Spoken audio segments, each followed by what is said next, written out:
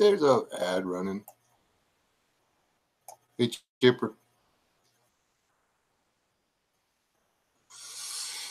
Chris.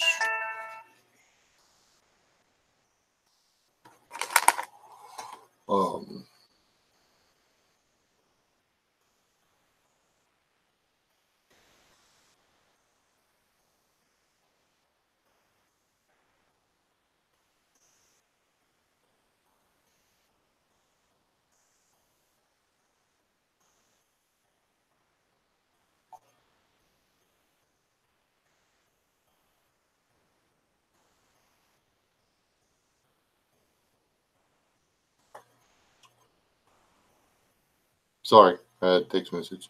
I invited some people. See if they want to jump in or not. Oh, it's easier to keep y'all entertained if there's other people talking besides just me. Chipper, Chris Griffin, Frank Burns, hi wife, Carol, Brian, what's up? I want to try to go over the stuff that we didn't go over right last night. Hey, both. Because I've been doing a lot of thinking about that whole what do you stash places. Because, yeah, I mean, you're planning on being there a while. So why would you not, like, stash everything that you needed? I mean, I know that costs money and you can't really just, like, go stashing and stashing and stashing like there's no tomorrow because you have, like, responsibilities and stuff. But, wait, this is the one I want to work on. There's no reason to wind up with nothing.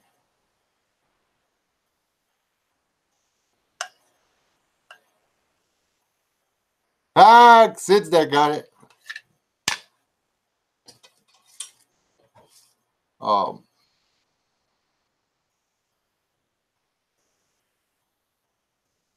Might have been dating myself a little bit with the music. I'm still getting ready for the camping trip, which I'm not going to talk about. But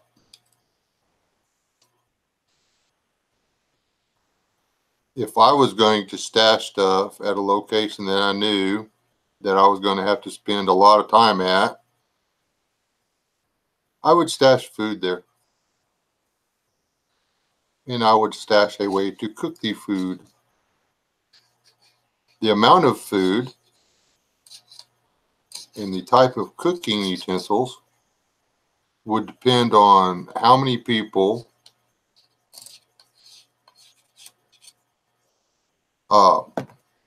were supposed to stay.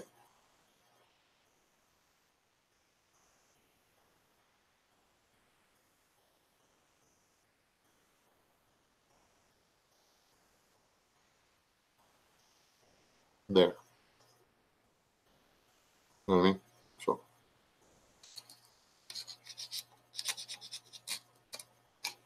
I'm putting new fleshes on my pokey things because, well, they get tore up.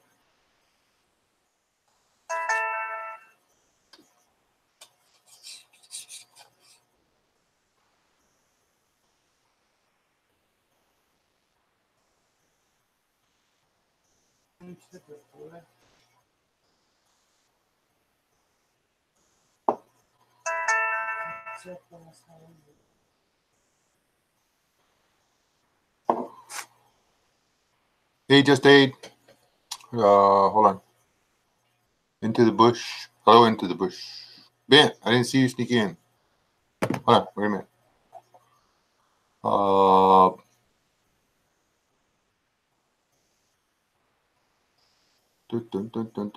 Dun. Frank Burns, C103, Sid's dad, Brian, Peter, into the bush.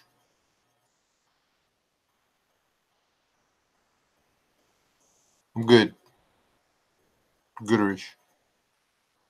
I hate it when I miss people. Hey, Ella. Just ate. MP guitarist, and Eric Parker.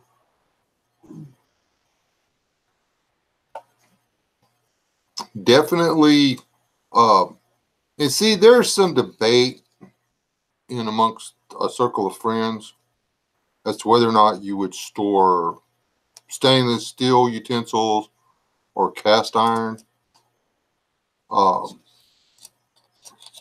as far as, you know, enjoyable cooking experience, I would love to have the cast iron, but you'd have to, and it depends on if you had a way to store it where it could be safe, that would be cool. But if you couldn't, make sure it was safe, then you'd have to do something. I mean, you always have to deal with it because I'm trying to go smoking. So I feel the whole SOS thing too. You see LS is coming. We see. I heard about it. I was worried about your fishing pole. You didn't hurt a shoulder or nothing, did you? That thing was like a whale. Y'all, LS caught a fish this big.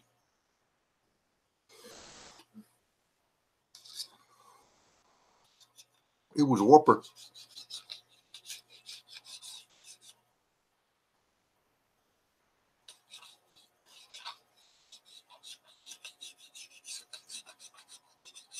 Y'all know that you can buy new arrows cheaper than you can buy flashings for your arrows? What is that? I mean, seriously. How about you, Just Aid? What are you doing? You home yet?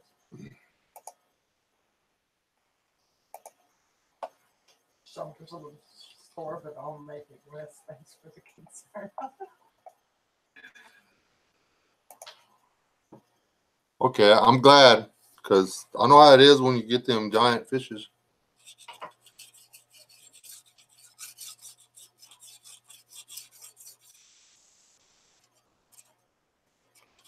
Yes, mate, I am.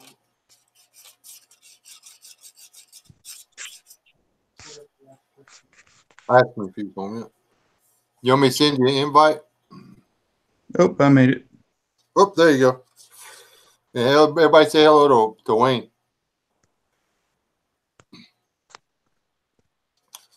In case you didn't know, Wayne, we're already live. Everybody sees you. Everybody can see you now.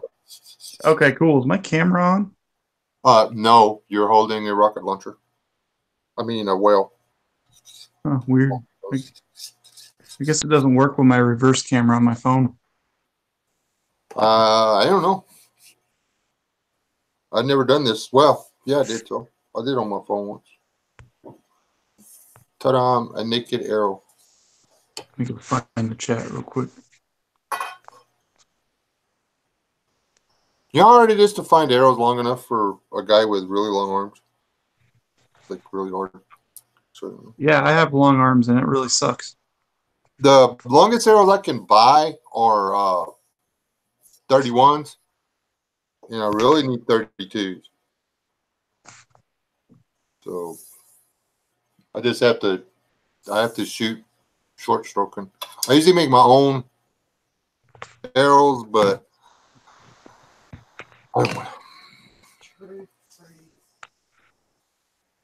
hey, True Threes. What'd you? Let me see. Oop, hi, everyone that I just missed.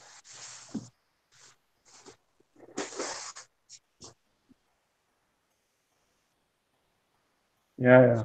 Picked up the... Uh-oh. I don't know if Prepper Nurse should come onto my live stream. I'd go on his, I guess. I don't know about Roland Homestead. I have to check that one out. True Threes.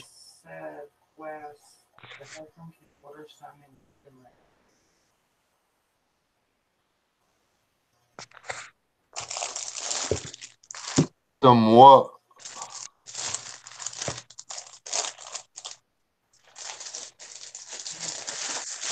Oh, he has bow and arrow stuff. Oh, does he sell? These are 29s.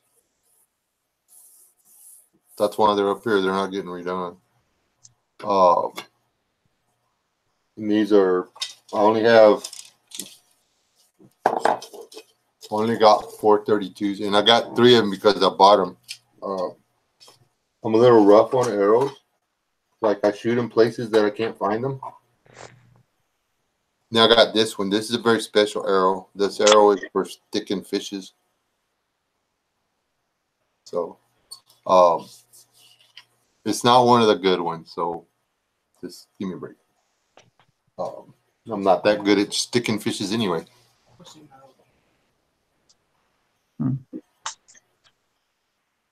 Oh, okay. Well, give him my phone or ish number. You and Mrs. work that out. The whole logistics of contact or whatever. There, I delegated. Right. No, not a compound. I've got 2 lightweight compounds out there. Well, no, one broke. I shoot a recurve or a longbow. I have a 65-pound draw longbow and a 45-pound recurve photo shoot. Hey, Nick. But anyway, on caching, let me pose this question. And did Just Date ever answer me about the invite?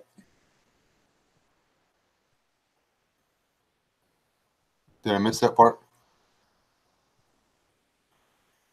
Hey, Just Date, you want me to send you? I'm just going to send you an invite. If you want to join, you can. Westwind. What would you believe to be a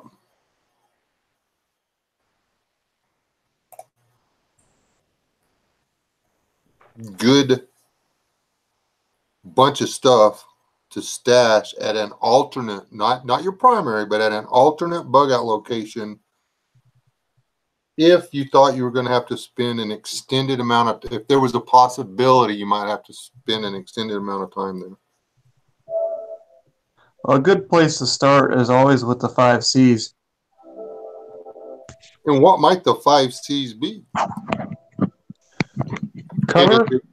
Oh, these are something Dave Canterbury came up with. I'm sure he read it in a book or learned it from someone else too and just rephrased it. But cover, cutting, combustion, container, and cordage. That's kind of what I base all my kits around, no matter what it's for, is those first 5 things, and then I add on to my needs from there. Okay. You mean that famous guy that makes videos about making knives and living in the bush and shooting shotguns and all kinds of cool stuff like that? And Yeah. Yeah, I mean, a lot of people don't like him, but opinions aside, he really knows his stuff. And yeah. When he came out a couple of years after Dual Survival, he put out a heartfelt apology on YouTube very publicly, and I actually believe that he meant it. So Yeah, I got, if you're not willing to forgive, don't expect to be forgiven. That's something I live by. So that's really that. Sorry, my bad. Anyway, hey, Just Aid, how's life over in the islands? It's we've gone forward an hour, so our clocks have changed again, and it was been raining all night. Oh, that's horrible. Yeah. So, what do you think you need to put at a bug out location, Just Aid? If it's permanent, you mean from the questionnaire you put up the other day? Yes, sir. Right. Yeah. When I was saying like large tools, I mean it's better to get them up there than having to get them up there when you haven't got much time. Right. See, when I'm thinking about bug out locations in my country, there isn't really a lot of it because all the land's pretty much owned either by the National Trust government or by private. So if you're going to have a bug out location and you say a good few hours walk from your vehicle, you just keep trolling stuff up there, screws, bolts, sledgehammers, pickaxes, large axes, large equipment, which you can get up there at your leisure rather than having to get up there when you need to. Do you know what I mean? Yes, sir. Right, good, yeah, because it was a bit. I was trying to think how to explain that, but it's a bit hard. See that everybody thinks about whenever they picture bugging out, they always picture grabbing their kit and running. And when they're bugging out, they're going to a place. The discussion that never really gets, and people always assume that everybody knows what they need to do with these things or whatever. I mean, why can't we talk about what you put at your bug out location instead of just assuming that everybody understands or, just automatically like, hey, I mean, they know what a bug out location is. Surely they know what would go at a bug out location, or maybe not. I've been trying to think it all the way through, and my cache keeps changing and growing. It's like crazy. We thought, we trekked up there with stuff and, shot some videos and kind of showed some stuff that was, would be there because we were thinking that was, would be pretty much what we would cache at a place. And then we started thinking about it and we're like, man, we wish we had this, man. We wish we had that. Just the stuff that you would want with you if you were going to do an extended camp out. We didn't even have all of that there. So I think the having food, because there are ways to cache food that you don't have to worry about it. The bears aren't going to smell it and get into it, all that stuff. I mean, we don't have to worry about bears down here. We got squirrels and rats and raccoons and possums and stuff like that, and they're not going to chew through what me and Rob use for caches. So I hope they're not anyway. Any of y'all that aren't familiar with Rob Painless's video channel, by the way, it's ROB space capital P Painless. He's going to be going with me down there, and he's got some videos on building cache tubes or whatever. You need to go check those out. That's probably single-handedly the smartest idea I've ever seen. And I don't know anybody. If there's anybody else doing it, they're copying Rob. So if you want to know how to do it, go to Rob and watch him. He's a little channel. He's been making them since the 80s. So, since before YouTube. So like I say, if go check it out. I could go out there and bring one in and show it to you, but that would ruin the video that I'm doing tomorrow. So I'm not going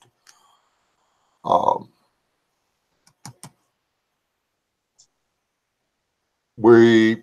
I did that one thing about whether or not, axe or machete. And after numerous conversations, me and Rob both came to the thing. If we're going to have caches there, why would we not have an axe? We don't have to tote it in if we've already got it on site. Why not take a $30 Fiskars or whatever and stick in the tube? Doesn't take up that much room. It's going to fit. Stick it in there. And then you got it. Makes sense. So,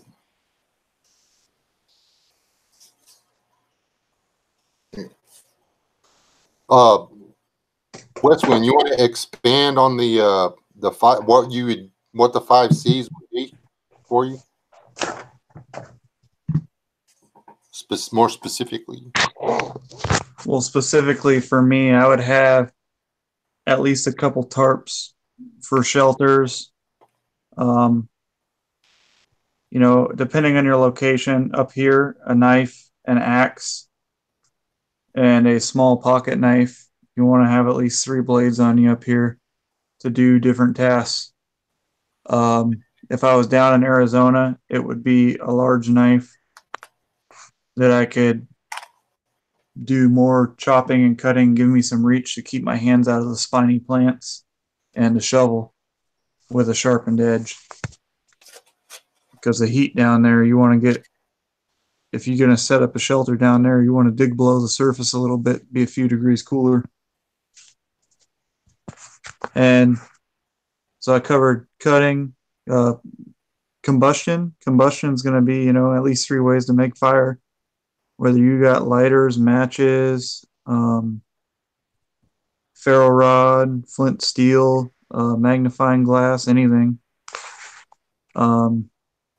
Containers, I would already have water stored in a cache and a container that I could use for collecting water and cooking with.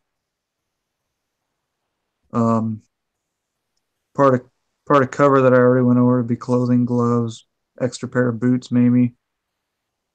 Cutting,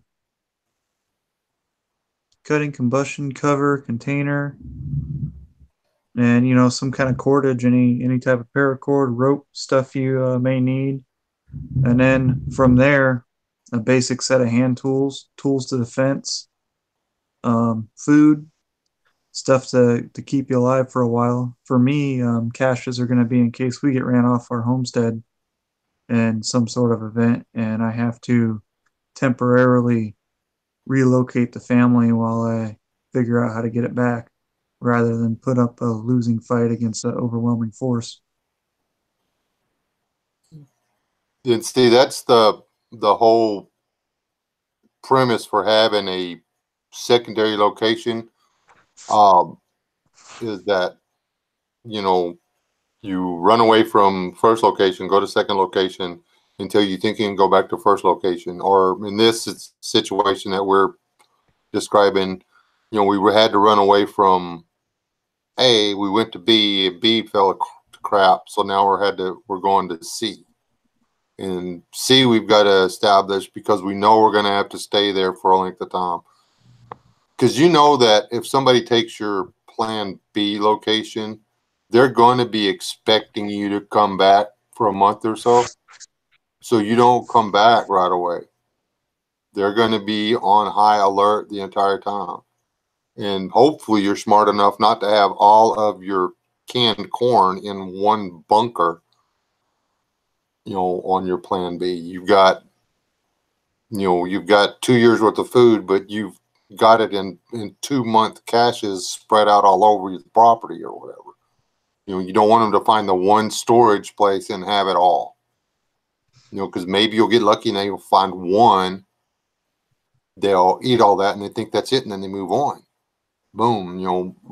You had enough for 2 months for 6 people there. Okay. They find that there's 12 or 14 of them. In a month, they're out of food. They move on. They may trash the house or whatever. They may have holes dug all over the place. They may use up all your toilet paper. They may use up what they think is all the clean water. But then you don't have to fight them to take it back. They just leave. That's me though. I mean, I don't like the fact that we have all of our eggs in one basket right now. Hate that. So, but working on it. I got the opposite problem. All my stuff's in like 3 different states. Well, yeah. That could be a problem. I need to expand the perimeter of my existence so that I can spread out. It's not that hard though, and it doesn't have to be far. Have an obvious storage. Have one that they're going to find, they're going to go through, they're going to use up. and then have the other stuff in not so obvious. Make it difficult to get to. Make it so you have to earn your next meal, even if it does come from a can. Because then the chances of Mary and Maximilian Marauder finding your stuff without having captured you and tortured you into telling them where it is are very limited. There are things you can do too. If you have a pump to a water collection system, turn it off on the way out. If you have a solar system, shut it off, disconnect some things on the way out. That way, at least after they get settled, you could pick them off one by one if you needed to, if they came out to try to reconnect anything. Or yeah, and there's the what do you call it? Have your system set up to where you can take a key component, to where, oh crap, I mean, we got the place now, but we're not going to have lights at night. Or fix it to where leave the batteries hooked up, but grab the component that makes all the exterior lights work to where whenever they flick a switch or whatever to turn a light on in the house, the only thing that comes on are the lights to the inside that are on the inside walls shining to the outside windows. So if they get up and walk around the house, they silhouette themselves against the curtains. I'm not suggesting for any nefarious reason that you would do that. I'm just saying that Chucky darns, look, an outline of a person. There's options. The biggest thing is to sit down and think about this stuff. Find people that want to talk about this stuff and plan this stuff, that think this stuff is fun. This is like what do you call it? A board game for grown-ups with conspiracy theory issues. It's fun. taking away their options too at night is another good one. It's like setting up varying perimeters of floodlights that are powered by solar. And anywhere where there's an easy path, make it more difficult, or set up lights or something that makes noise and it slows them down. Even if they have the numbers, it slows them down, gives you time to get out. Yeah.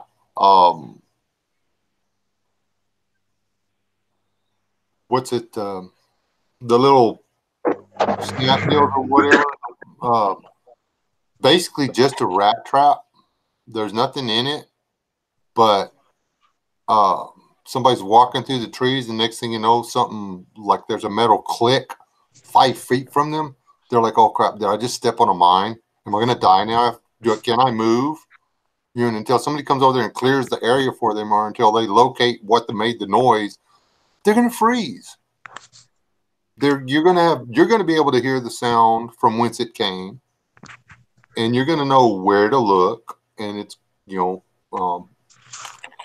can go and explain to them why they're all going to be okay and stuff, and not to worry about things, because we're all very kind and considerate people. So anyway, what about you, Just Aid? What do you think? What besides the tools and stuff, what would if you had a location, Just Aid, what would you want there? What would you want there? Well, obviously large tools, big bales of rope, material, 12-volt car batteries. I'd want a few of those. Again, I can't carry them all in one go, so I have to carry one at a time and then stash them. Spare clothes, medical gear, cooking equipment that I can't carry in one go, and tools to build stuff. That's really all I could think of, because all any self-defense weapons that I'd have them on me, because I haven't got that many, you see. Yeah, that's basically I'm trying to have as many conversations about this kind of stuff as I can before we go do this thing, because we're going to try to cover just as much of, because that's what we're doing. We're going to go pretend we bugged out. And the scenario is we bugged out. People are coming. We got there first. That's we're not the only people that are going to be there. We're the only people there. So you're going to be going there and then setting up defense against other marauders. Yeah. Yeah. And the biggest thing that we're worried about when we get there is the fact that it's springtime at South Texas, and every few days thunderstorms are going to roll through and shred the environment. We can stash some of the best tents in the world on that property, and halfway through the rain season, they're going to be in tatters. This is Texas. All right. Everybody think, oh, it's kind of breezy today. We call that still air here. Today was breezy, and we had steady 15 mile per hour wind all day long. That's breezy over here. Where because there's a dip in where I live, quite a substantial dip. The wind always goes around in a circle, so it doesn't matter which way you're facing. The wind is always in your face, always, and that's the right pain. Yeah. So I understand about severe weather like that when it's constant. How deep can you bury your stuff? Right. Okay. I was thinking about this before. You're going to have to Google it. There are plans on how to make these. Second World War air raid shelters. These are basically half circle domes that you could easily make yourself. There were MOD, Ministry of War Department pamphlets on how to actually build these. You got the wood yourself, and they would provide you with the corrugated iron to put over your wooden frame. All these air raid shelters were actually designed to be buried in the back of London house gardens. So in the middle of nowhere, you could easily build these underground, and they would stay safe and dry and relatively bomb-proof as well. Because these air raid shelters actually could take. They couldn't take a direct hit, obviously, but they could take quite a lot from the Luftwaffe. So yeah, I would recommend having a shelter underground if you can. That's yeah. deal. Yeah, we have. I need to do a video of it. We've done a couple around in the Southern Plains, all the way up until the Central Plains of America, and maybe points further north. Everybody has a storm shelter. And most of those storm shelters that are still in existence, they're still perfectly fine. Yeah, those being well were built. The way, on those plans that you're talking about, where you dig the hole, you cover it up, and then you put 3 or 4 foot of dirt on top of it. And they work great. You crawl down in the hole, close the door, and the tornado blows right over the top of you. The morning after, was that the one where America suffered the nuclear war or whatever, or the day after? The day after. Day after tomorrow. That was the Arctic Circle moving. With Dennis Quaid. No, this is where nuclear war happens, and the people that survived were people that ran down in their storm shelters. Right. Is it Roseanne's husband? Is he the guy? Yeah, there's a film. It's what's his name? The guy who played Roseanne Barr's husband in Roseanne. There's a film. He's got an air raid shelter. There's a tornado. Yeah, and these two people aren't sure if they've actually been captured or this guy's really looking after them. No, I know which one you're talking. That's that gummit. I want to see that. That looks like a good film. That's a good film. And I'm not going to spoil it for you, but it's really good. Yeah, I want to watch that.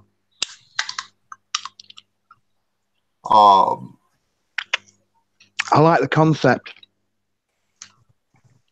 This It's is a very different. hold on, I got to do some administrative stuff quick. This is a G-rated chat, guys.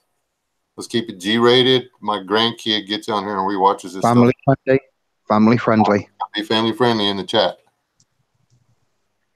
So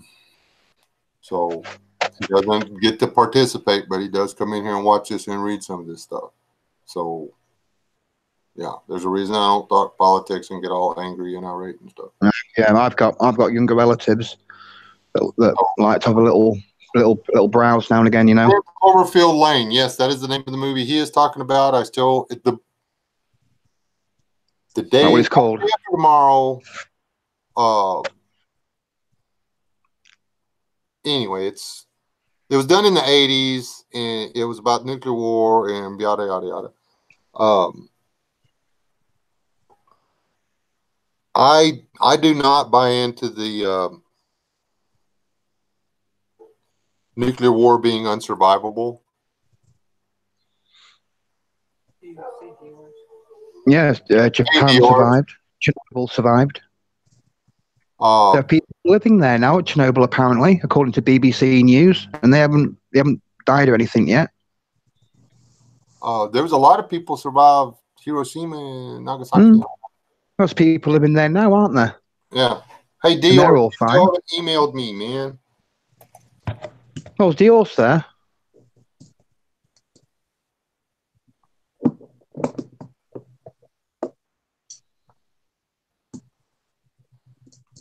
I can't invite you until you email me. Just FYI. Anyway, yeah. But on the cache and stuff, you gotta don't let somebody in West Texas or South Texas or Louisiana tell you what you need to put in your cache at in Minnesota. Some of the items would be similar, but yeah, I don't need a -30 sleeping bag in South Texas. You know, a wool blanket and a 30-degree sleeping bag. That's all I need. You know, an Alaskan bug out location should look a lot different than a South Texan bug out location. Right, and then you know, South Louisiana, you don't need what you need in Northern Louisiana even. It's what you would need in Florida is not what you would need in New York City or New York, upstate New York. What you'd need in Florida is not what you're going to need in the high desert of Nevada. It's different. Hey, happy here.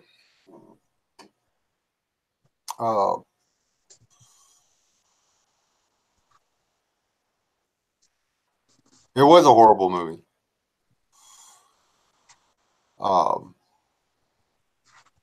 The British one was worse. They had to portray the little kids growing up and having all kinds of bad stuff happen and everything. But at least in the American one, we just showed everybody dying.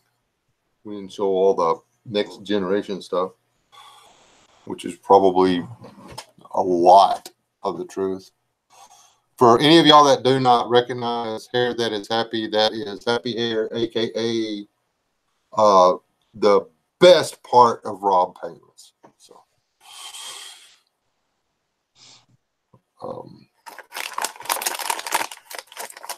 dang sure his prettiest side anyway.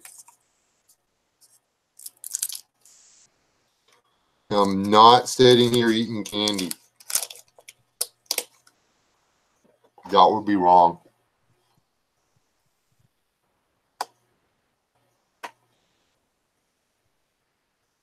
But tarps are a really good idea. And some of what you can stash depends on what you can afford.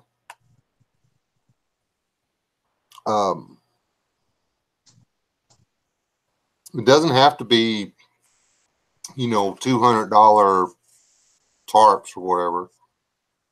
the better the stuff is that you can put somewhere, the better off you are. But something else to remember, and I need to emphasize this a little bit for anybody that's new to prepping, having a bug out location is not nearly as important as having the food and water in your present location to survive a short-term emergency. If the government says you need 3 days, you need 3 months.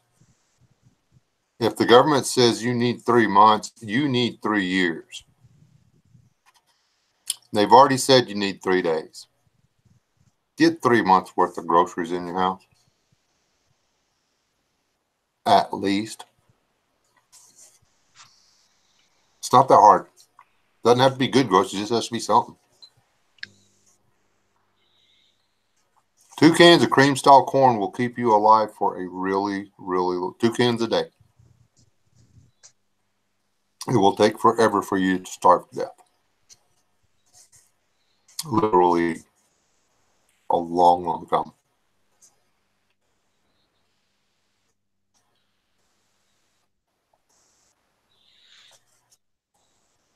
Yeah, Jay Snip, to answer your question, that's a water pump.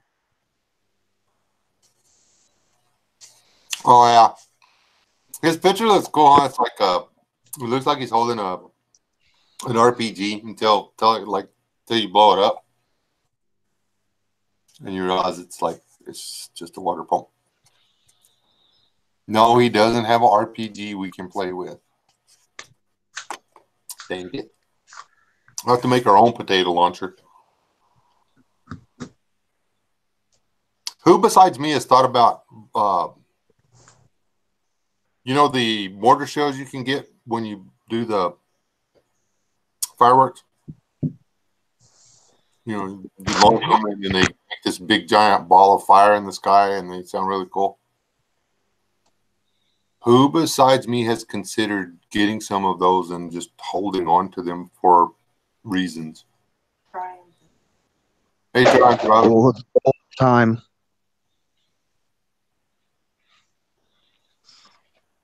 Yeah, same here. I'd take a law any day. Oh yeah, but Or those- But if you 243. can't get fireworks with explosive ends, can do quite a lot of damage. yeah, I do Yeah, not a lot. want to be the guy hiding behind the windrow and have 2 or 3 of those mortar shells land on the ground behind me and start spinning around in circles and then go off and spew burning magnesium and gunpowder all over my body. I don't want to be that guy. We used very large fireworks against Napoleon cavalry back in the day, and they were quite effective. The English used them against us. What's our national anthem say? The rocket's red glare, the bombs bursting in air. Yeah, those were fireworks. We call them fireworks. Right. They called them ordnance back then.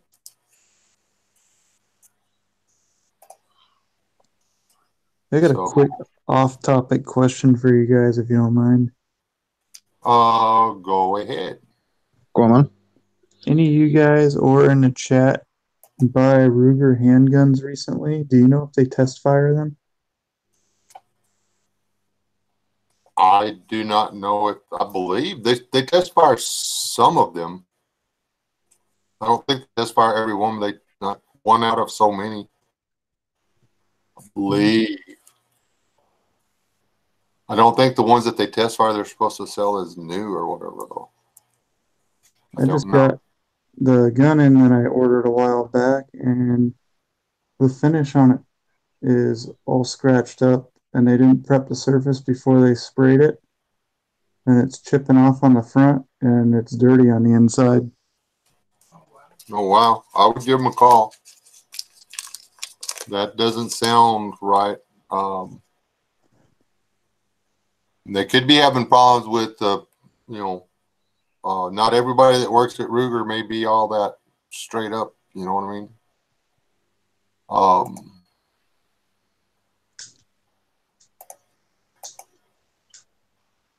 Yeah, I'm So, kind of. This is a second purchase in a row recently that I've been disappointed with because especially when I get something new, I'm OCD about things and I'm picky about going through it. And I ordered this custom for someone else, and I'm really not happy on the finish. yeah, I'd give them a call because that doesn't sound right to me. I wanted the weather operator's first gun to be special and something that she liked, and the finish is crap.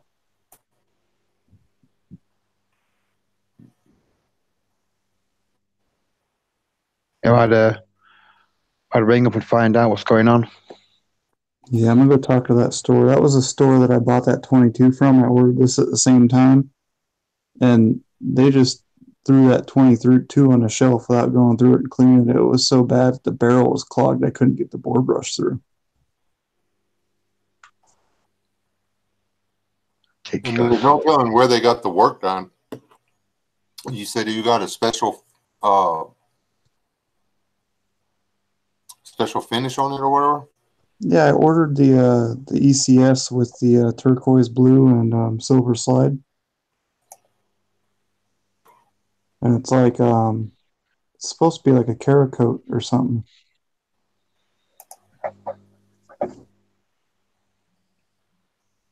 I don't know. I sent Dior an invite. So if he jumps in case y'all whatever. Yeah, I got a notification, so probably. I I thought someone was ringing me up. don't know. I have owned one new gun in my life, and that was one that my son bought me. I always buy mine secondhand, and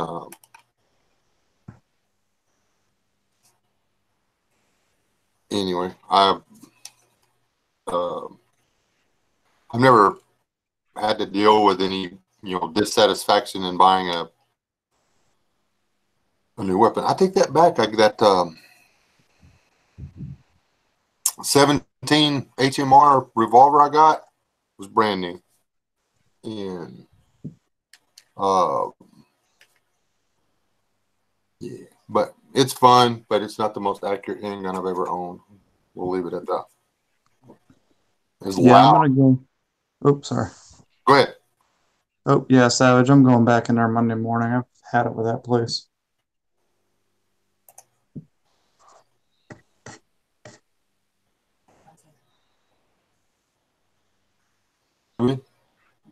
Matt.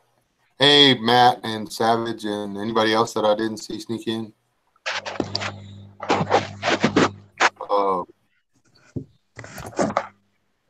Look, we got Dior in here now. Nope. We just got a whole room full of folks.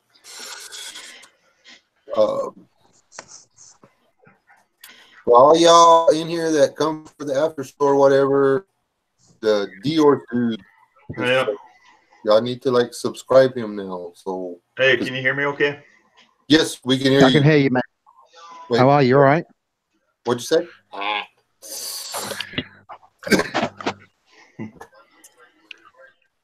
He has a vlog on Deviant Art. In case anybody's wondering. I was not expecting the invite. You have me invite you to one of the after shows, and I've been trying to get you to email me ever since. So, here we are.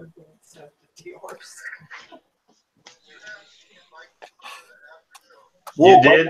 I don't know what y'all do in your off time, guys. I don't recall getting sent an invite, but sorry about that.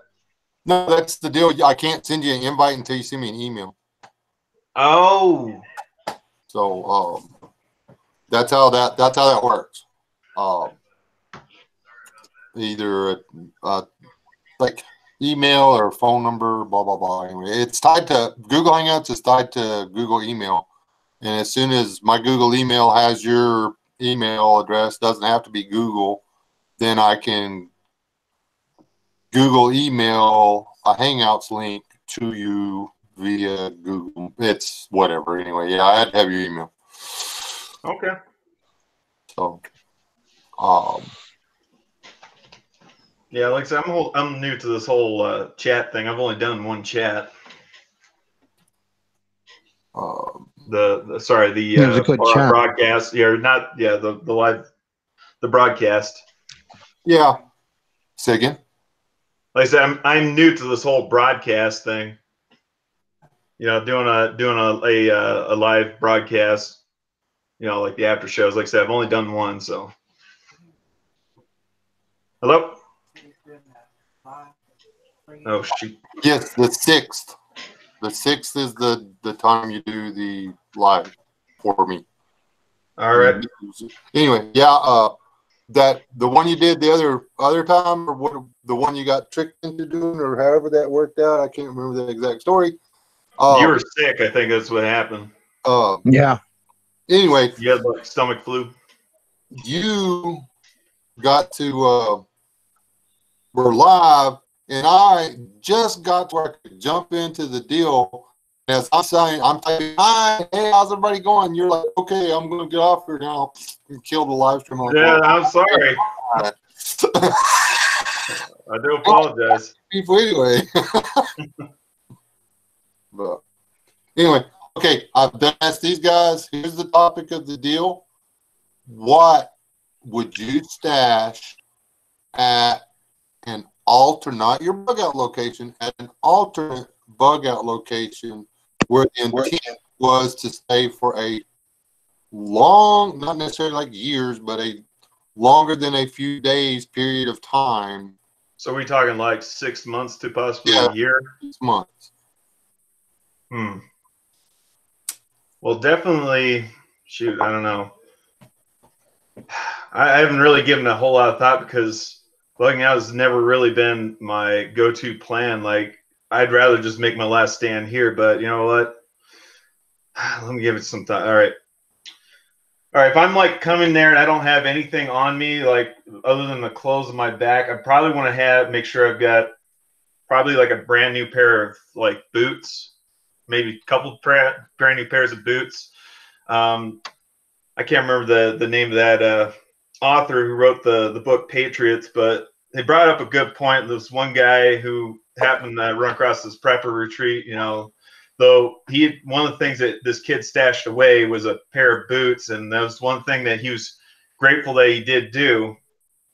I mean, he said that the food was a kind of a bonus, but he really needed new boots because the boots that he was wearing when he walked all the way from southern Colorado, so that'd be Pueblo, Colorado, I think out to Montana or something like that. His boots were completely worn out. He had to make 2 homemade pairs of moccasins. I would say probably an extra set of clothes would be a good thing to have, and at least some purified water of some kind, and then maybe some way of being able to either procure potable water. And I don't know, I'd say at least enough food to get me through at least a minimum of 2 seasons, just in case, you know, for some reason, like I've got to grow my own food, or, you know, I attempt to grow my own food and doesn't, like I said, it doesn't pan out for some reason.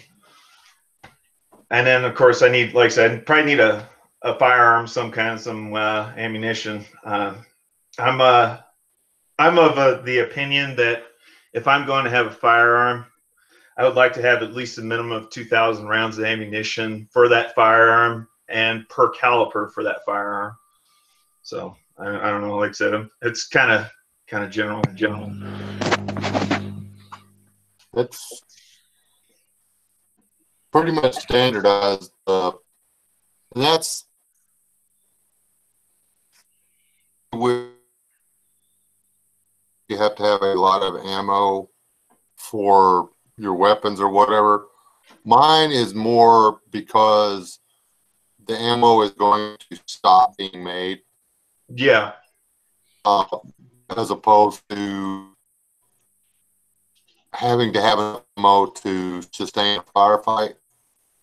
The downside to a firefight is when you get into one, somebody and there's not any evac, there's not any hospital, there's not any of that stuff. Yeah. No, I agree. I think, like I said, I believe it was the book Patriots. The same. I think one of the reasons why they had lots of ammunition, aside from the potential of there being a firefight, but so that way they could train, they could do practice, do some training.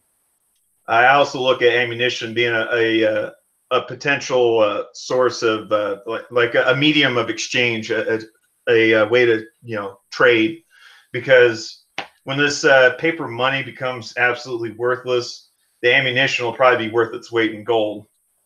And then on top of that, I've got, like I said, I recently purchased a shotgun shell press so I can reload my own shotgun ammo. Eventually, I'd like to be able to reload everything.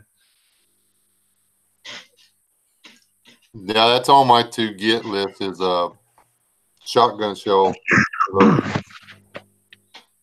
Yeah, I highly recommend it. It's literally the cheapest reloading equipment out there. With everything I've got so far, I probably spent less than $200 on like the press and the molds. Hang on, give me a second.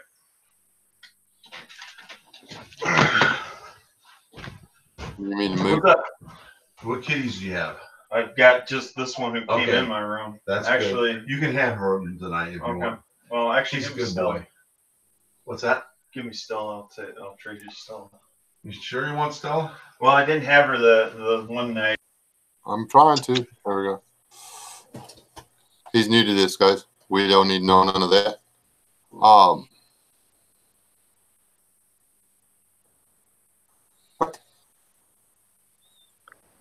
Anyways, one thing nobody's touched on is what kind of light source do you keep there? Right, I'm gonna go for this. If you've managed to take your bug out vehicle all the way to your bug out location and you've got no fuel and it's kind of useless, you can take out the battery, all the wires, all the lights out of the inside of your car and the front lights, and you can actually wire those into your house. If you take your switches off, I don't know exactly what an American dashboard looks like, but an English one, you've got switches on it for heaters, fans, that sort of thing. You can take those switches out and you can actually mount those onto the wall so you can switch your lights on and off when you're coming through the door. I know this because I've actually done it on a barge and a Volkswagen camper conversion. I think my plan would be to have regular hurricane lanterns, the ones that'll burn diesel, kerosene, whatever. They smudge a lot, but you can burn vegetable oil in them. So, like I say, they smudge a lot, but it's still a light source. And when you're sitting there, because people don't realize just exactly how many hours of dark there is in a 24-hour period. For over half of the year, there's more dark than there is light. So, well, where we're located at, there's more dark in some places and less dark in some other places. It's all region specific. Would you like my input? Who said that? Me, yours. Me. Yeah, I muted you because we didn't want to know whose keys or whatever and stuff like that. So, but yeah, go ahead. Yeah, I'd probably. So the only thing I've got for alternate light sources, I mean, aside from the flashlights, I've got 5 kerosene lanterns, and I've got, I'd say probably about 12, maybe 1,500 tea light candles, and then of course I've got a whole bunch of paraffin wax. So if I need to, I could make make more candles. Candles are a good option. They really are. Yeah, they're not great, but they're better than nothing. And I learned this from a John Wayne movie. I think it was John Wayne. Was it Audrey Hepburn? anyway, it was like two of my favorite actors ever. And it was when I was a kid, and they were going out on the porch to do something. And John Wayne lit a candle in a coffee can. Carried the coffee can out. The coffee can had been cut within about an inch of the bottom and then opened up to where the inside of the coffee can reflected the light. Set the coffee can down on the table. They were outside where there was a breeze, right? But the coffee can reflected the candlelight onto the table they were sitting at. I was like, that is like the coolest idea ever. So, Hobo Hack learned from John Wayne there. So, Cool. Fascinating. That is cool. Yeah.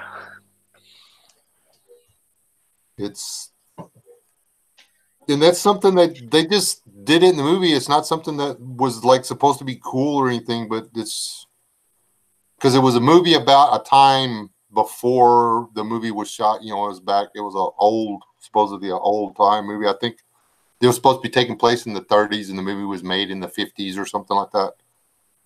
So it's just super cool. I think candles are a good plan. I have quite a few candles. I don't have no 1200 tea lights, but got a few of them. And something else that Yeah, they're really cheap over at Walmart. You can get like a pack of like 100 of them for, geez, $5 or $6. oh wow! So I don't even look at stuff like that. I don't know.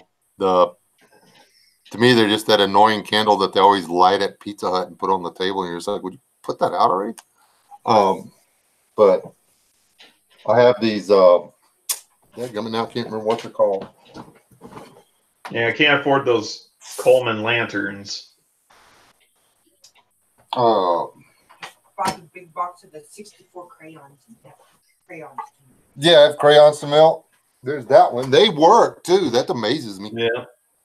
Fancy Heat, the little can. Hold on, let me turn the camera on, so I don't have to like try to. They have a real name or whatever. I don't know. Yep, I've got them.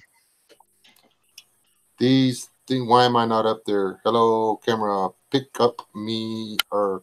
Oh, I've got you selected. You're the only one on the screen. I don't know how to unselect you. Unselected. I've got you up, Wes. I can see you.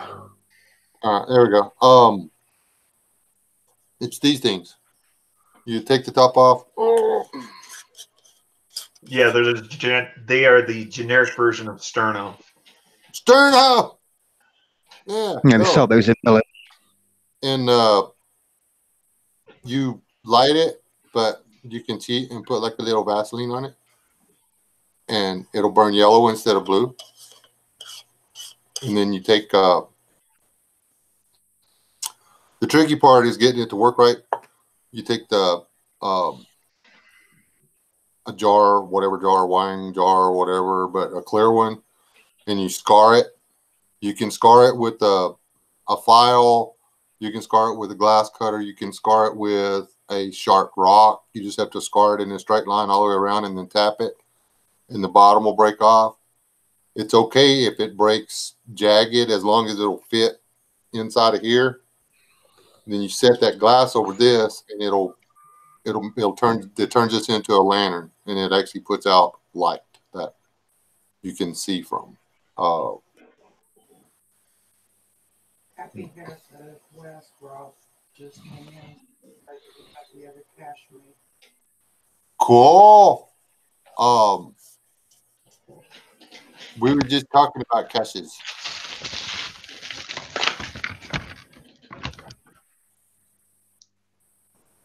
I promise not to let the gators eat him unless you pay me a lot of money, and then I'll feed him to him. I mean, no. In case anybody's listening that like works for law enforcement, I didn't say that. Or insurance people.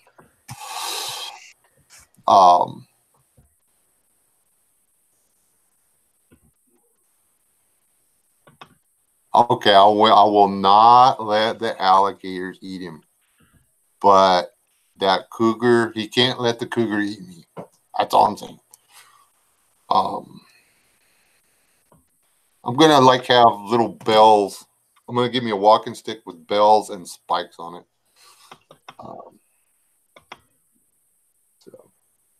But then again, I'm a big baby. I'm scared of the dark. Did y'all know that? I have like 3 lamps and a flashlight on my desk. I gotta be scared of the dark. This is my camping light. What? Everybody, close your eyeballs. Oh, it's like nuclear. Looks like something out of Star Trek. We're going to change the lithium crystals. Oh. The Harbor Freight, Luminar outdoor includes 3 AAA batteries distributed by Harbor Freight Tools, Carmelio, California. Reminds one. And then I got this one. I like this. This has a purpose that y'all will find out about. It's red. It's white. It's flashy red. I need to quit playing with it before I run the batteries now. I'm so ready for it to be the 5th. Going to spend the next several days building a time machine so I can advance time. I've got everything ready. Not really alive.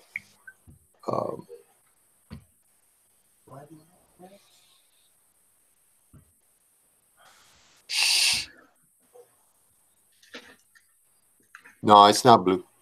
So, Wes, did you see Staff Sergeant Badass's video? I think he's either a stream or a video he did on flashlights. He had those rechargeable batteries, and he said that it'd be a good idea to have some way of like powering up your chargers. I don't know, like a solar panel or something.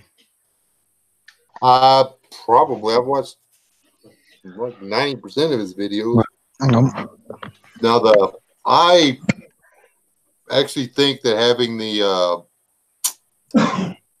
you can get the trickle charger that works off a solar deal for like the AA rechargeables, and as long as you've got the solar recharger and the trickle charger working in unison, because the rechargeable batteries, you can get 10 or 12 recharges off of a battery. So by carrying 3 batteries, you managed to carry what's 3 times 12? 36. That's 36 batteries. Yep. So and that's the cheap rechargeables. If you get the good rechargeables, you can get 20, 30 recharges on them. Like the ones that go in the Xbox controllers, you can recharge those hundreds of times before they go bad. If you buy the NiCad rechargeables or whatever, you can. I mean, that's thousands of recharges. Well, maybe not thousands, but like a whole bunch of recharges.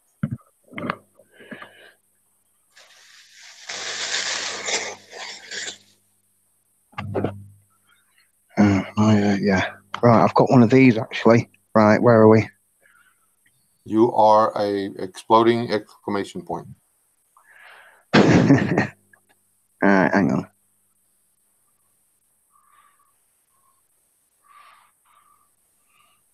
Right, I've got one of these. It's a power cell with 3 solar panels. Now, if you don't use this sensibly, it won't last very long. But if you just use these solar panels to charge the unit, and you switch off the solar panels by folding it, this will charge my phone several times. Boy. Right. This was as you charge. I think that's fully charged. I actually charged this just before I was due to go camping, which was a few weeks ago. And as you see, it won't go on again. I have to put the light on to make these flash up again. As you see, it was still pretty fully charged. This cost me £39. Yeah, £39 off eBay. It's got two. Get this open. It's quite a firm fit, which is good. It has two. If you can see that. Hang on. Yeah, you can see that. It's got two USB charger points, and there's your little charger. It comes with that, and it's really handy. Yeah, I had one of those and I left it on the dash. Don't do that. Unless you want it to deform and swell up. They look really cool swell up. They just don't work anymore. So, yeah, I don't have a solar charger for my stuff anymore because it exploded. Yeah, it's $50 in normal. Every time he says it costs so many pounds, I'm like, pounds of what? Rice, beans? I'll try and say sterling afterwards. Sterling, yeah. Or I'll say shekels. Am I allowed to say shekels? Yeah. I guess. Yeah, Monty Python. Isn't that just like Israeli money or something? Yeah, it's Monty Python money, innit? They call money shekels when they're doing characters. Oh. Honey, here. Hold on, I have to get these off my desk.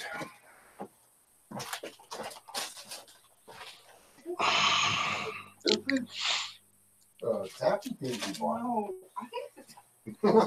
I know you didn't buy them, but I don't have to accept responsibility for them. I think quit is a funny word. Yeah, quit is a funny word.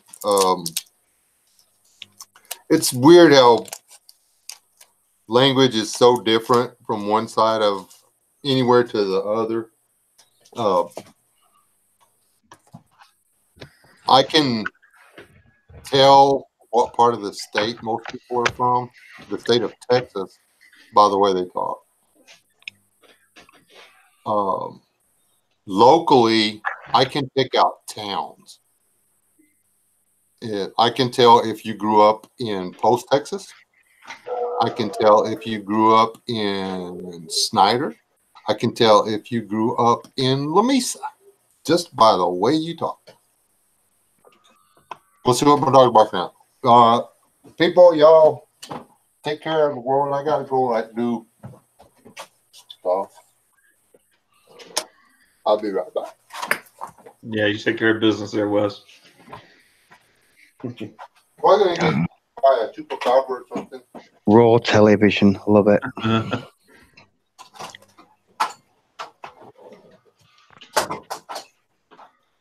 Wonder if it was like a coyote or something.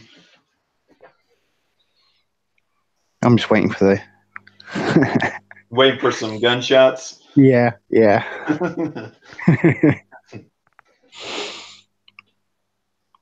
So did you get my email, Dorse? Yeah, actually I did. Unfortunately, I didn't check it until today. All right, no worries, man. Sorry about that. I'm not a big email fan.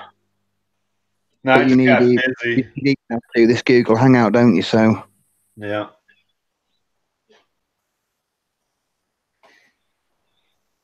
Yeah, sorry about that. Like I said, I got busy this week, and my uncle happened to come into town, so. Yeah, that's fair dues, man. Things happen. That was funny, Chipper.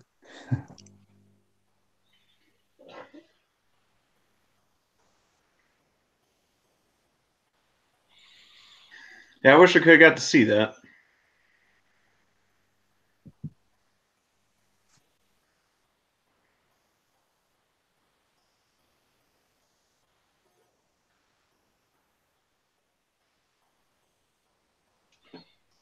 So did you? Westwind, did you see the solar panel thing? No, I didn't. I haven't had a chance to catch up on everyone's videos. I've been pretty busy lately. I just showed it on here about 3 minutes ago. Oh, I was downstairs. Oh, hang on, Yeah, I'll do it again. Yeah, do it again. Guys, I've got to do a repeat. Right. I have one of these. I can't see it. I can see an exclamation point. Oh, does the camera not come up? There we go. No, because I live so far, it might take time to catch up. This is a solar panel unit. That's your power cell. Yeah. This cost me 39 quid off eBay. 39 pounds sterling. Is that like $6? Something like that, yeah. Nice bright light. That's cool. And I actually charged this my camping trip about 3-4 weeks ago, and it still kept its charge. With this though, West Wind, when you only use this to charge the battery pack up. If you use this to charge your appliances up, it'll knacker the solar charging panel because they're not top quality. Yeah. But after you've charged it up, that battery will charge my phone 2 or 3 times, and you can charge 2 things off that.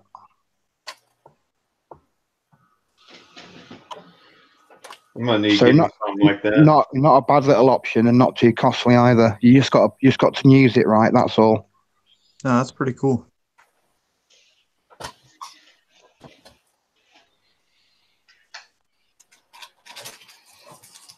Howdy, Wes. Hello. I just walked out to the abandoned house to chase off an owl. She was fairly sure the owl was trying to eat the goats. All right. I'm freezing now because of a hoot owl. It's like 30-something degrees outside and the wind's blowing, you moron. Lay down. I'm not going back out there. Good girl.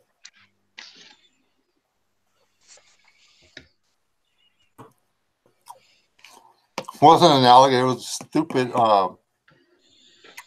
The hoot owl lives back there, and when the dog sees it fly over, she goes crazy. Because for whatever reason, the goat jumps up and runs. It runs too. So it scares the goat, who is our best friend, and then it escalates from there.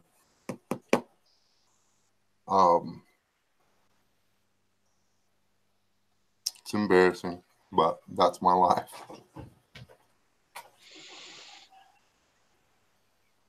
She's all scarred up and everything, but the coyotes know not to come in the yard, so she does her job. I think the rabies vaccination was probably the best investment I ever made.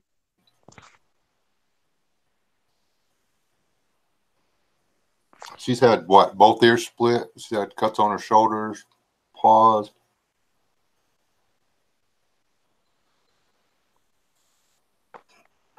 She's not a lap dog.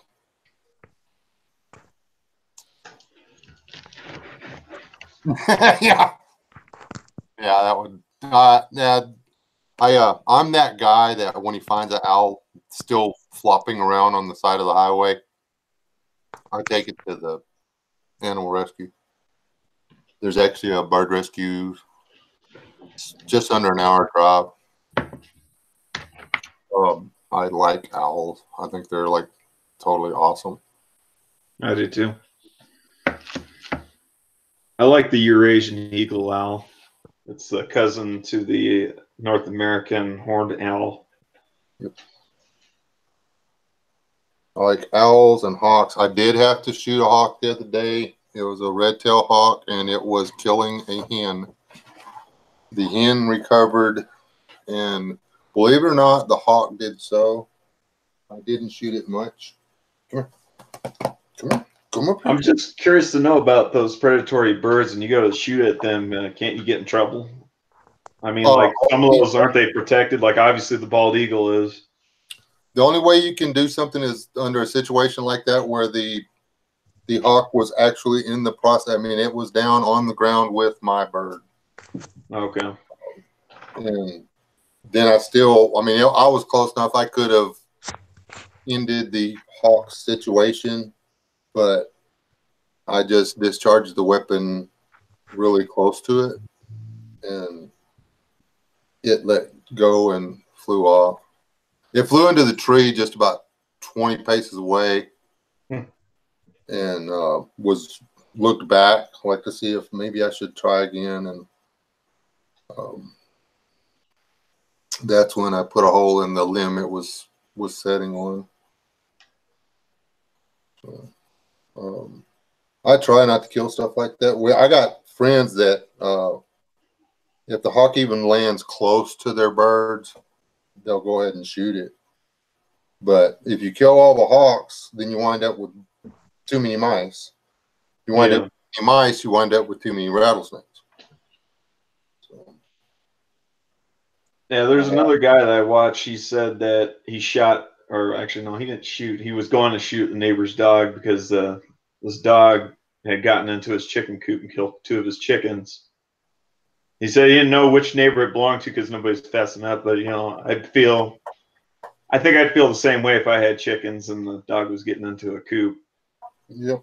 Believe it or not, that's an understood thing in this part of the world. If your dog kills the neighbor's animals, it's not your dog. You don't know where it come from. Glad you got the animal that killed your animals. We've had 1 or 2 people in the area get in somebody's face about shooting their $2,000 whatever Great Dane. Well, your Great Dane was eating my calf. exactly. So, and then that's the mistake, because if there's more than one piece of livestock involved in it, each one of those were show quality calves or sheep or chickens or turkeys or whatever. And now that you fessed up to that is your dog, now you have to pay me the market value of that show goat, that show steer, because when it goes to court, trust me, the person who owned the dog will have to pay for every animal. It can be $20,000, $30,000, $40,000, $50,000, because your dog kills somebody else's livestock. Around here, livestock has more value than pet. If your pet misbehaves, then That's good. That's it. I'd be worried about doing that in some other places. I don't know. Like I said, not all states.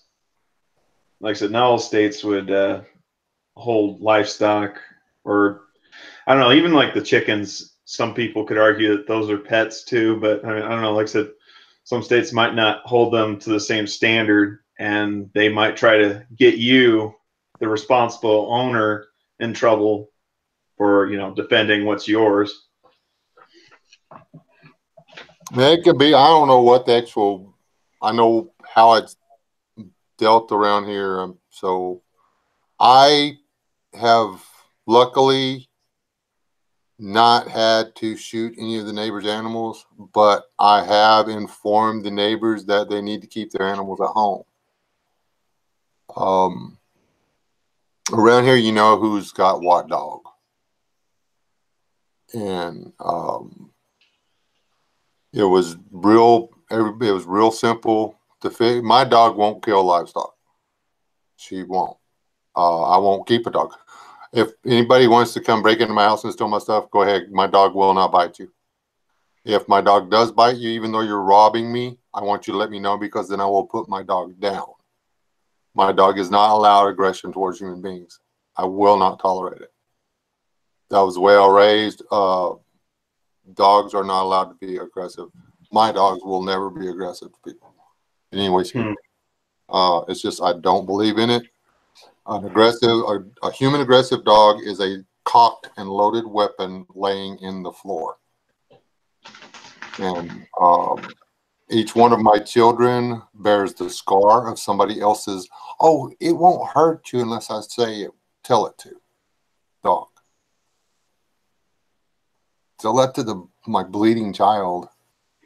So Leland actually got bit by the same dog twice. So, yeah, human aggression in dogs is not tolerated in my household, period. So, Right now, I don't have a dog. they're allowed to bark at you. I miss my old dog. She could keep people in a car for days. And all she wanted them to do was get out. But the more she wanted them to get out, the more she would, and this one's learning, she's getting it down, the more she would adjust her stance. But her stance was dead still, eyes open, focused directly at the person's face. And the more excited she would get about the person getting out of the vehicle, the lower she would hunch, or she would spread her feet and get lower and lower like she was fixing to pounce, because she did. She wanted to run up and lick them in the face. There was no growling, no barking, just sitting, no tail wagging, just freeze and wait. And people will not get out of their vehicle for that. And it works, and you don't have to worry about the dog biting somebody. So, yeah.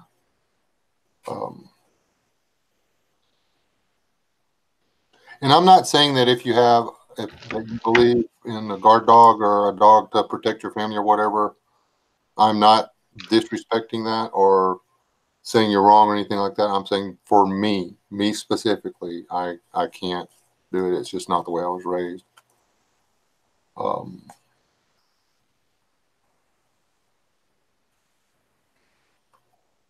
So, aggression towards other dogs or other animals or whatever, that's kind of tolerated. She actually gets in trouble if she lets other dogs come in the yard without challenging them, because I don't want somebody else's dog coming into my yard that does not know my children or grandchildren or whatever, or my livestock, and doing, coming up to them unchallenged. That's her job. She deals with her species, and I deal with my species. It seems fair. It's her favorite game. It's like her favorite game is to dust roll other canines. But she doesn't get, like dogs or whatever, she won't like fight with them unless I tell her to. And then it's not a fight to the death. It's, if they back off, she'll come back, and because most dogs don't like to fight. Since I got this dog, I have not had to worry about strays coming up in the yard. She doesn't let them in the yard anymore, so I don't have to deal with them. She's like great. I mean, that's why she's fat. You don't mind me asking, what kind of dog do you have? She's a Louisiana Leopard Catahoula. The first true American breed of dog. They were the result of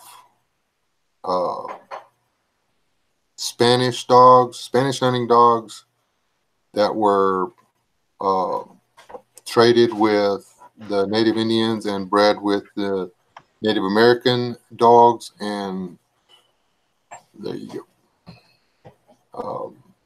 She doesn't have the blue eyes, dang it, but she has the golden brown eyes, which is fine. The blue eyes, you have to worry about whether or not the dog is going to have good hearing, actually. I didn't know that. Yep.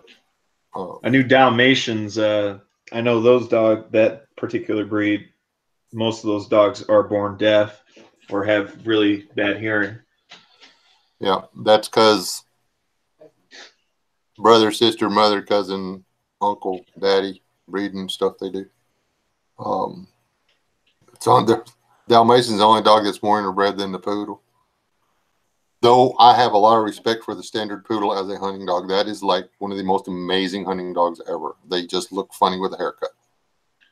I thought it was argued that it was the most intelligent breed, or at least one of the most intelligent breeds, like more intelligent than the German Shepherd. Probably. I don't know. I just know they're like really good hunting dogs. They can run forever.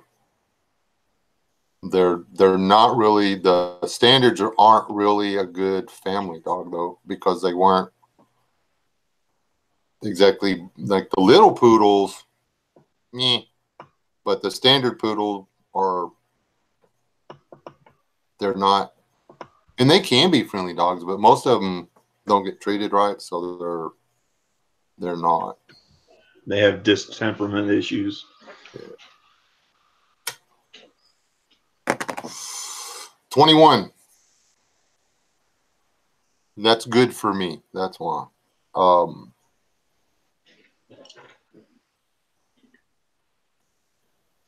When I realized that I had busted 2 packs a day, I decided I was quitting.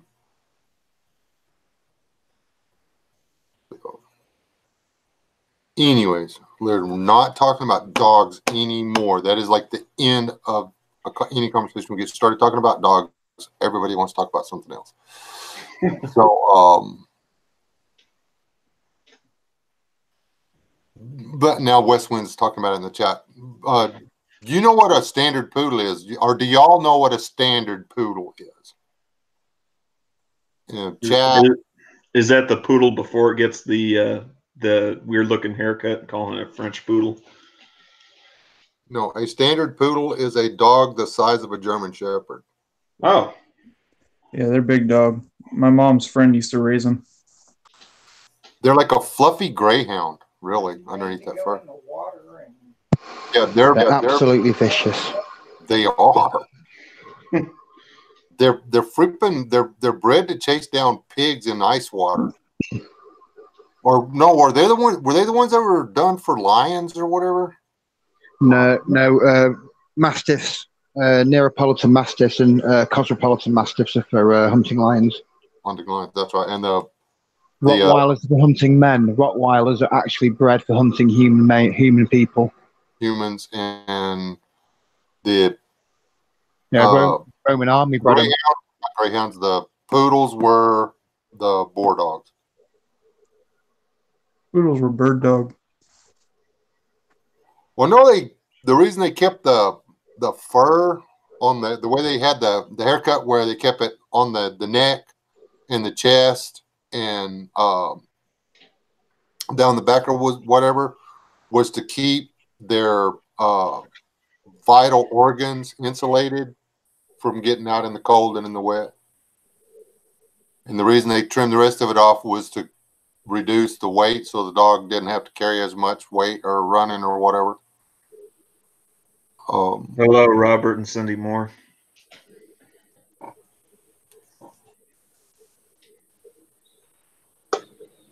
I have your shirt shirts rather in my truck, Robert.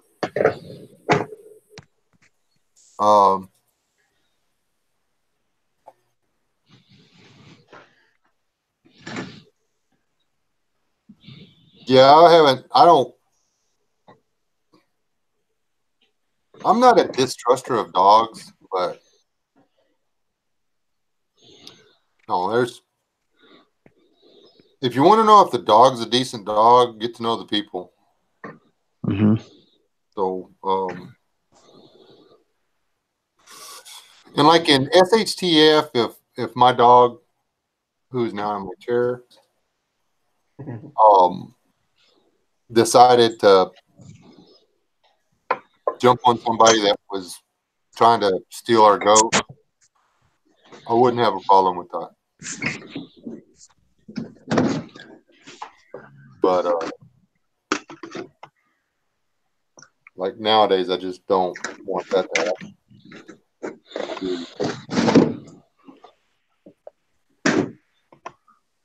How about attack cats? Anybody want an attack cat? I have an attack cat for sale. Mm-hmm. No, none of the ones. Great weapon. None of the ones I have are attack cats. Pick it up and throw it at someone, and it'll be an attack cat. Real quick. I mean, hey, wait! Don't you mean assault cat? Yeah. It's one way to end an argument or get out of a room without having to get in a fight is pick up the cat and throw it at the guy who's ticked at you. By the time he gets loose of the animal, you're outside and in your car.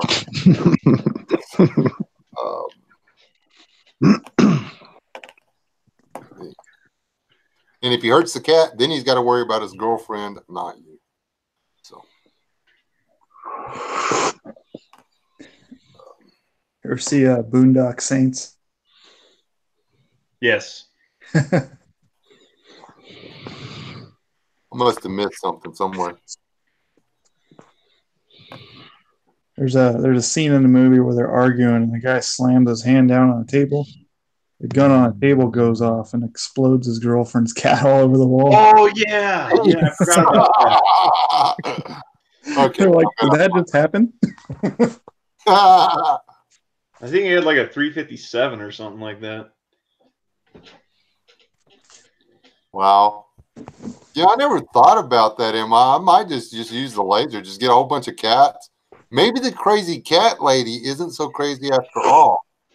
Try to walk out with some of her, what do you call it, knickknacks and stuff, and she'll just laser your butt. Next thing you know, you're swarmed by 20 or 30 cats, all going for your face. That would work. That would work. I can picture that whole thing in my head. That would so work. I'm getting more cats and a laser toy. Problem solved. Yes, Emma, I know that.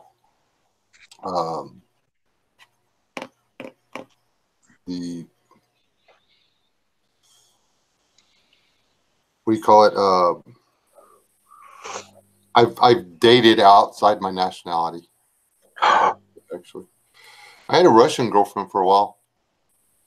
I was rushing to break up with her.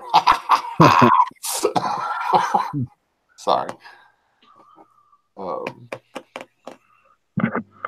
Hey, am I prepper? That's also means a bundle of sticks as well. Yes.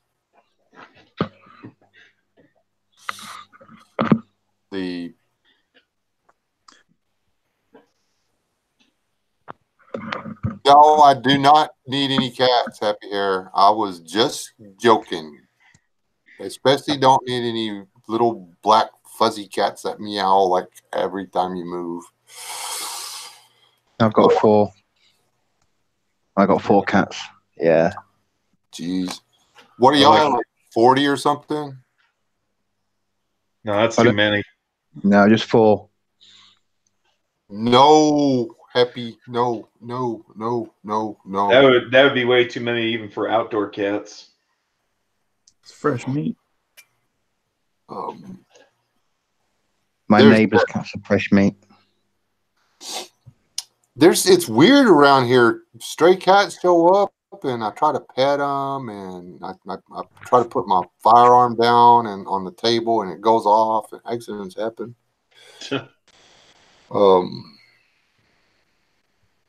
That animal tolerates 1 cat, and until she tastes it to make sure it's the one she's not allowed to eat, she doesn't tolerate TK very well. If TK takes off and goes on a walkabout, when she comes back, she makes sure that she is seen coming to the house so that the dog has time to recognize her. It has gone badly for the cat before. So they have an understanding, and but again, Sadie does not, even when my daughter brought the other dogs had to realize that their existence here depended on Sadie. That's her job. I want to breed her with another Catahoula, and I want to keep one little female dog out of it. I just don't want to have to give or find homes for the other to 12 puppies. Catahoulas will have at least 11 per litter and as many as up to 13 per litter. It's a genetic thing. It's what they do. What Frankie, her shortest litter was 11.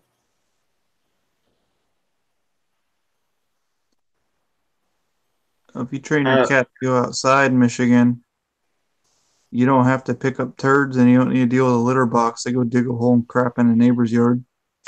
We don't do litter boxes anymore. Not after. You want to know about litter boxes and stuff? Dogs like to eat out of them. Chippers, or not Sippy's videos and stuff. And read up on cat scratch fever. That's right. cryptosporidium and stuff like that. No. I have contracted cat scratch fever twice. It is, dudes, it hurts, man. That's the only way to explain it. You feel horrible. And you go to the doctor and the doctor's like, well, there's not a whole lot I can do for it. It's like breaking your toes in your foot. Everything hurts. So yeah, I don't get kittens down out of trees. I don't play with the cute little kitten that's in the box or none of that stuff. I don't pet stray cats. Just don't do it. It's not worth it.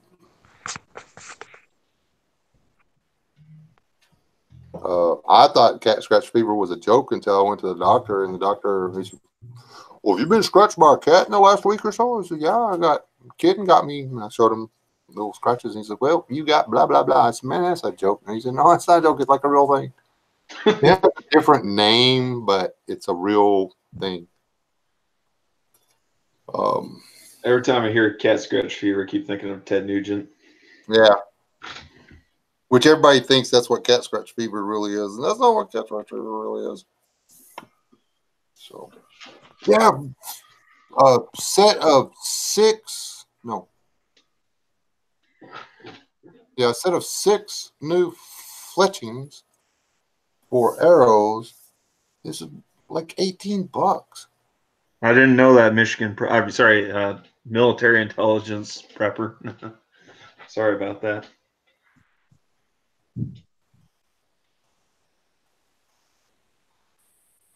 I just called him MI. So military intelligence, is that like a oxymoron? I'm just joking. That would be what my brother-in-law would ask. Well, actually, my brother-in-laws would be like, is there any such thing as military intelligence?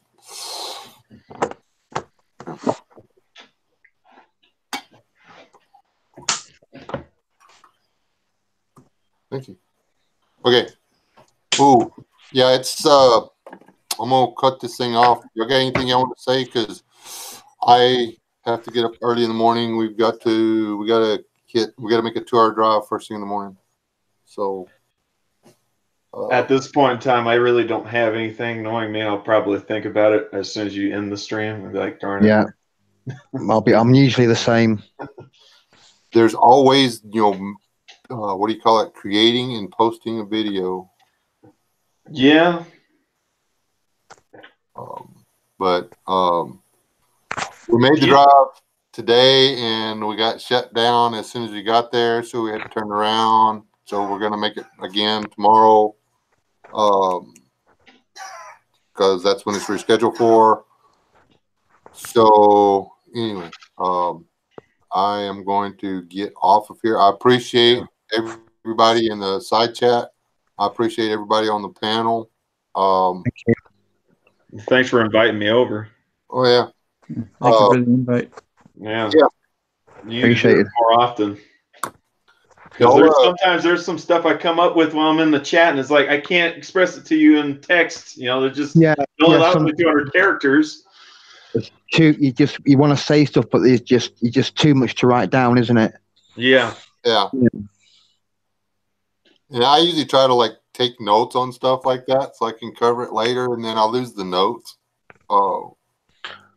So I say everybody, like, you know, if somebody's got content, give them a sub.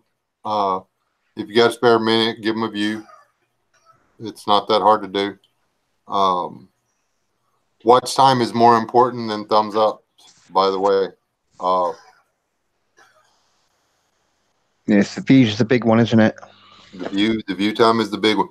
And to all of my subscribers and viewers, I want to thank you. You have no idea. When I checked, I went to beginning of time or whatever on my analytics, and I about fell out of my chair. There's like, I can't even remember how many. I'm in the millions of minutes of watch time. I was just like, wow, that's like, I can't wrap my head around it. 90% of my subscribers, well, just under 90% of my subscribers are American, and I'm kind of pleased about that, actually.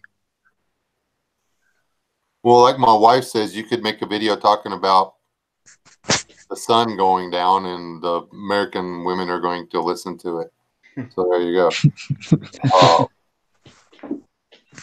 I'll have to start getting onto the Southern Women's Channel live chats then. There you go. It's so cool. That's such a cool channel. I have people from Taiwan and Japan and stuff listening to me, and they'll comment every so often. But I love the way you talk. I'm like, dude, I talk normal. But when you think about it, I guess normal for me is not normal for everybody else. My wife, she doesn't like it when I pick on her. She got such an accent. It's not even funny. And she's been trying to get rid of it. She's got a town-specific accent. She covers it up about 80% of the time, but then every once in a while she'll get a little upset or whatever, and she'll just go to talking, and I'm like, ah. So she can't help it. It's cute as a button. Anyways. Hey, before you get off, I'm just trying to figure out. Like I said, I'm going to get that after show set up for next week. I just want to see who else is going to be in the stream with me. Like I said, maybe we're going to invite Just Aid, or like I said, because I can only talk about so much on my own. But wait, you know how to work the or the events, right? To set this up, you just go to I think it's going to, the beta thing, you've got to go down to other options and click live events or something like that. That's how it works now. And then you can set up the event, and there's a deal over there. You can open it in Google Hangouts. And then there's a little person up on the corner over there when you move the mouse around. And you click on that, and when it drops down, any of your contacts that has access to live stream or whatever can jump over and come in with you or whatever. Okay. The way to do it, though, is to be in the BA's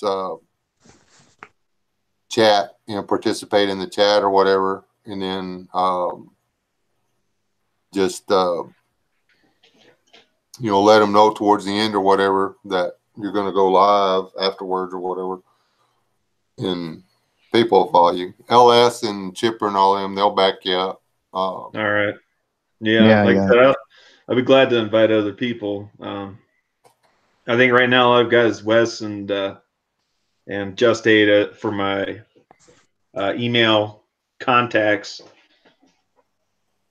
Well, that's something you might want to do on your About Me section on your YouTube channel.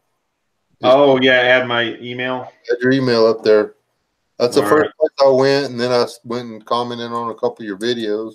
And yeah, I'll do that. Art and was trying to figure out how to comment on there. That's how I found out you had I like some of your art, by the way. Oh, thank you. That's how I found out you had the blog on there. So, not blog. It's actually a blog, not a vlog, but a blog. So, anyway, again, everybody.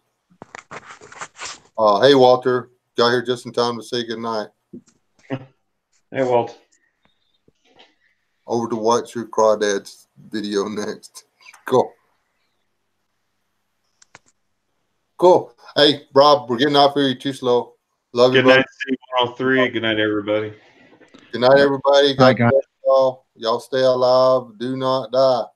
Good night, everyone. Thanks for coming out. Thanks for inviting me, Wes. Thanks for Thanks for watching. thank you, Just A and Dior's. Yep. Is it Yeah. Wayne, or I'm trying to figure out what's your name real quick? Wayne. Okay, Wayne. All right. And I made. Everybody.